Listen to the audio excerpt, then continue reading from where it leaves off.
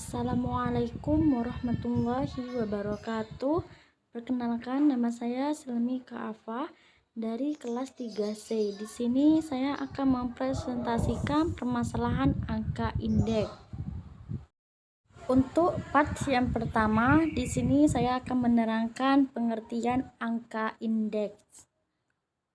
Pertama, pengertian angka indeks, yang mana angka indeks ini adalah angka yang digunakan untuk membangun dua atau lebih kegiatan yang sama dalam waktu yang berbeda. Angka indeks ini seringkali digunakan untuk menyatakan tingkat perubahan harga, kuantitas atau nilai pada suatu periode dibandingkan dengan periode tertentu atau di waktu dasar.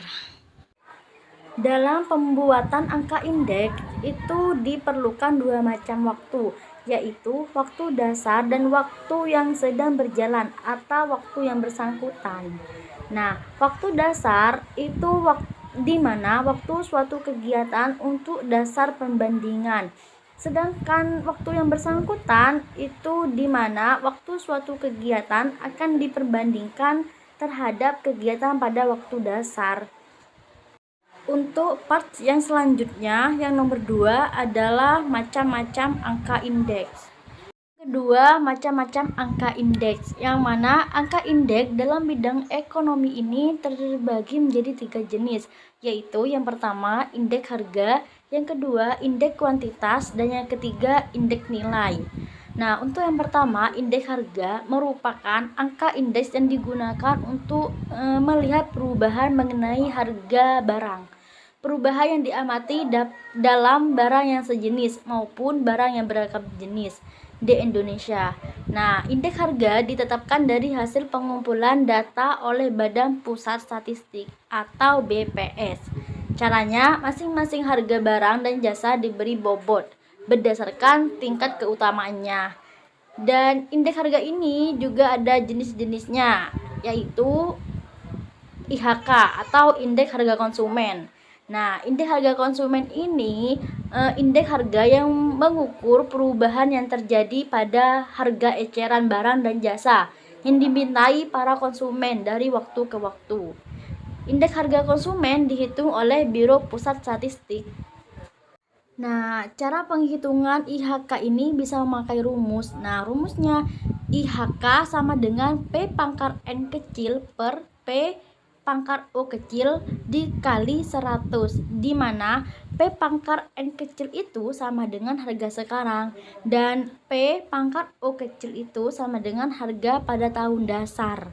Jenis indeks harga yang kedua yakni IHBP, yang mana indeks harga IHBP ini harga yang mengukur perubahan harga yang terjadi pada bahan mentah dan barang yang sudah jadi di pasar primer. Dengan demikian itu, harga yang diukur di IHBP ini merupakan harga produksi. IHBP ini juga memberikan informasi mengenai arah umum pergerakan harga bagi para pedagang yang besar. Dengan melihat perkembangan IHBP, mereka bisa memperkirakan keadaan harga di masa yang akan datang. Nah, barang-barang yang dihitung dalam IHBP ini dikelompokkan ke dalam sektor-sektor tertentu dan tiap sektor dibagi lagi menjadi beberapa subsektor. Untuk jenis indeks harga yang ketiga yakni indeks harga yang diterima dan dibayar petani. Indeks harga yang diterima petani adalah indeks harga yang mengukur perubahan harga yang diterima petani atas penjualan hasil produksi pertaniannya. Namun, indeks harga yang dibayar petani ini adalah indeks harga yang mengukur perubahan harga yang dibayar petani atas barang dan jasa yang diperlukan petani untuk konsumsi maupun untuk produksi pertaniannya. Dengan membandingkan indeks harga yang diterima petani terhadap indeks harga yang dibayar, akan diperolehkan nilai tukar petani. Dengan menghitung indeks harga yang diterima dan dibayar petani, pemerintah dapat menetapkan kebijakan yang tepat dalam memperhatikan dan meningkatkan kesejahteraan petani. Untuk jenis indeks harga yang keempat yakni indeks harga implisit, yang mana indeks harga jenis ini sebenarnya merupakan suatu metode untuk membandingkan pertumbuhan ekonomi nominal. dengan pertumbuhan ekonomi real. Perhitungan cara ini melibatkan semua barang yang diproduksi. Indeks harga implisit menjadi ukuran inflasi dari periode di mana harga dasar untuk perhitungan GNP real digunakan sampai GNP sekarang. Untuk macam-macam angka indeks yang kedua, yakni indeks kuantitas, yang mana merupakan angka indeks yang digunakan untuk mengamati perubahan kuantitas barang yang sejenis maupun barang yang beragam jenis.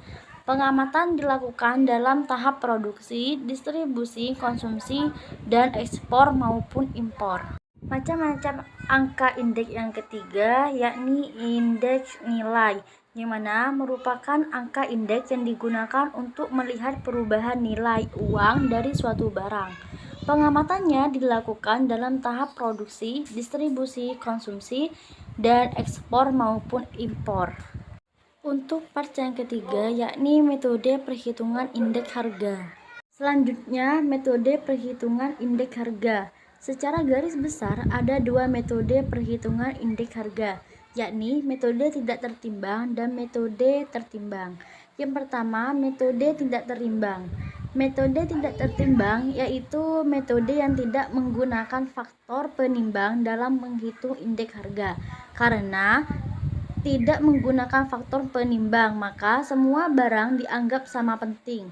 Metode agregatif sederhana ini merupakan seluruh harga dalam tahun tertentu dinyatakan sebagai persentase dari keseluruhan harga komoditas dalam satu tahun. Bisa dilakukan perbandingan perubahan harga rata-rata pada tahun tertentu terhadap harga pada tahun-tahun sebelumnya. Harga pada tahun sebelumnya itu dijadikan sebagai tahun dasar. Nah, untuk rumusan metode tidak tertimbang yakni 1 pangkat A sama dengan indeks harga yang ditimbang, dan P pangkat N sama dengan nilai yang dihitung. P pangkat O sama dengan harga pada tahun dasar. Untuk part selanjutnya, yaitu part yang keempat, metode tertimbang. Selanjutnya, metode tertimbang. Metode tertimbang yaitu metode yang menggunakan faktor penimbang yang dalam menghitung indeks harga. Faktor penimbang adalah faktor yang digunakan untuk membedakan pentingnya suatu barang terhadap barang yang lain. Berarti metode tertimbang ini tidak menyamaratakan kedudukan tiap barang. Dan metode tertimbang merupakan jalan keluar dari metode tidak tertimbang yang memiliki kelemahan. Nah, untuk kelemahannya metode tidak tertimbang adalah semua barang itu dianggap sama penting, padahal tiap barang memiliki karakteristik yang berbeda. Dalam metode tertimbang, faktor penimbang yang bisa digunakan adalah tingkat penggunaan, jumlah yang terjual, dan jumlah yang diproduksi, dan lain-lain. Di dalam metode tertimbang ada berbagai jenis-jenisnya juga. Yang pertama, indeks Laspeyres, yang mana model perhitungan indeks dengan menggunakan kuantitas pada tahun dasar Q pangkat O sebagai faktor penimbang dan menggunakan rumus 1 pangkat L sama dengan angka indeks Laspeyres, P pangkat N sama dengan harga tahun yang dihitung angka indeksnya, P pangkat O sama dengan harga pada tahun dasar, Q pangkat O sama dengan kuantitas pada tahun dasar. Untuk jenis metode tertimbang yang kedua, yakni indeks Drobis, yang mana merupakan kombinasi dari indeks Laspeyres dengan indeks Pasche atau rata-rata dari kedua indeks tersebut. Nah, indeks Drobis ini untuk memperkecil perbedaan dari indeks Laspeyres dan indeks Pasche.